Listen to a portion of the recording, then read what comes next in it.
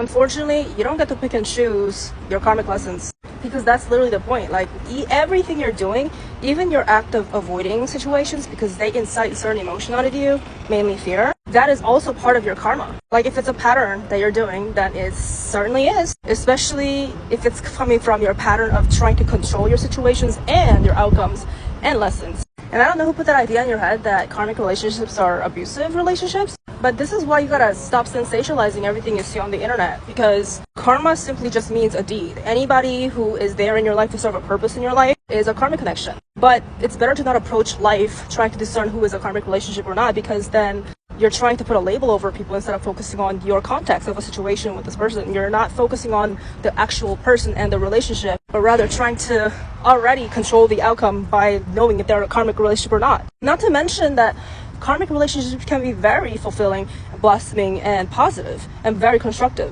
Again, because it has to do with your lessons, or rather your own journey in life.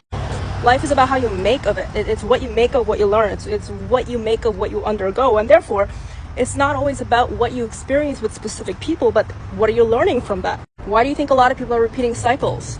Why do you think a lot of people are caught up in the same repeating patterns? You know one common denominator amongst these people who have the repeating cycles over and over in their life? They don't take accountability. They're always talking shit. They're always putting blame on other people. This is why in readings, when clients come to ask me about their relationship or the situation they're dealing with involving someone, I don't like to focus on labels. And a lot of the times they ask, are they my karmic connection? Are they my soulmate? Do we have a spiritual connection? And my question to them is, what is the difference? What difference does that make if they are your karmic connection? Look at the situation. What are you actually experiencing here? What are you learning? What are you seeing with the reality? Not the potential, not the feelings you're getting from this. I'm not trying to turn this into like a long lecture. But bottom line, don't put labels on top of the karmic connection. A karmic connection simply means a connection that's here to show you something, mainly about yourself. So it's always up to you how you want to apply the lesson that you learn. And if you don't apply the lesson, then that's also on you.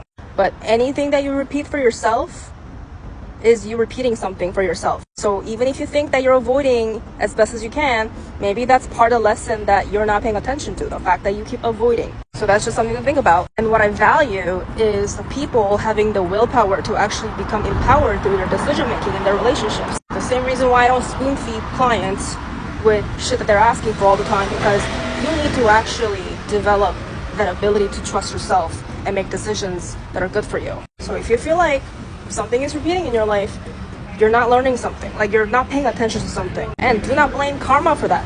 Do not blame your karmic lessons for that. Just know that you might not be able to avoid what you have to undergo and what you have to experience regarding relationships and people, but you can minimize your suffering. You can minimize your pain. Make this about your own journey instead of trying to control people or situations. Everybody on this planet has karma, and everybody has it in a different way, and everyone has a different relationship with it. So instead of trying to understand karma through the lens of how everyone else is living their life, focus on your own life and pay attention to the way that you make decisions in your life. For anyone watching this who wishes to receive some insights and guidance about the way their life is going, you're welcome to Book In 101.